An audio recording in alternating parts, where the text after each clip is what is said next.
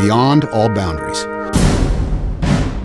Actor Tom Hanks served as executive producer and narrator of this new multimedia presentation. It involves a film shown on a huge screen, lighting and motion effects, and props that appear in the theater as the story unfolds. Tom Hanks, who was born more than 10 years after the end of World War II, says it still had a big impact on him.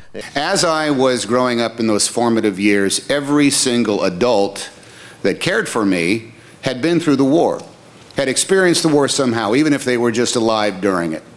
And they all spoke of it in these terms of a, apocryphal era. But younger generations do not have that sort of connection with the war, and some know little about it.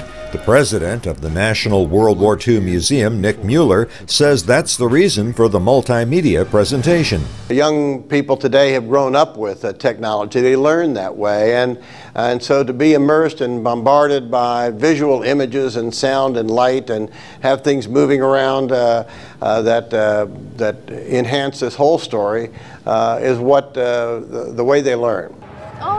But a group of student journalists who wrote for an online blog about the new museum attraction were more impressed with the veterans they met in person and the stories they told. I wanted to cry because they were so moving. They've been through a lot.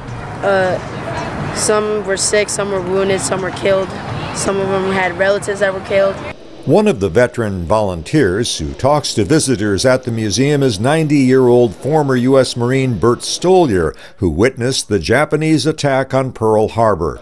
It was 2 hours of bombing, torpedo runs, ships exploding, ships sinking, sailors and Marines floating in the water.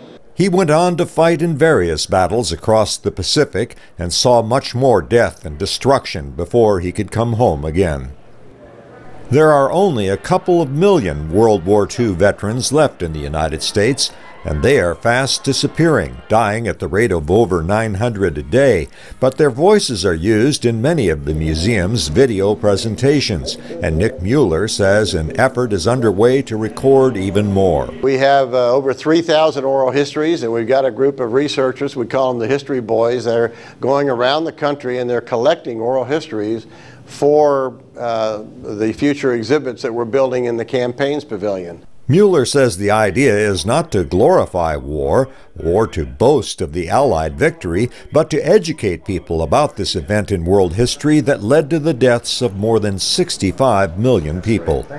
The carnage is something old veterans like Bert Stoliar can never forget. And we have got to feel that we hope that there's no more, that none of that happens again. This expansion of the National World War II Museum is only the latest part of a plan that will involve the construction of 3 more buildings by the year 2015. Greg Flakus, VOA News, New Orleans.